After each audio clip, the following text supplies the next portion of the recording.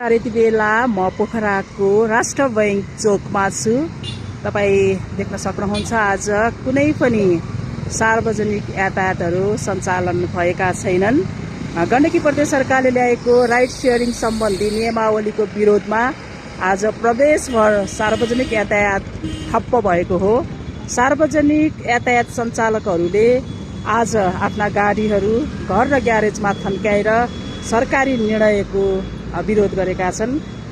प्रदेश सरकारले चैत 31 गतेको मन्त्री परिषद बैठकबाट राइड सेयरिङ सम्बन्धी नियमावली पारित गरेको थियो।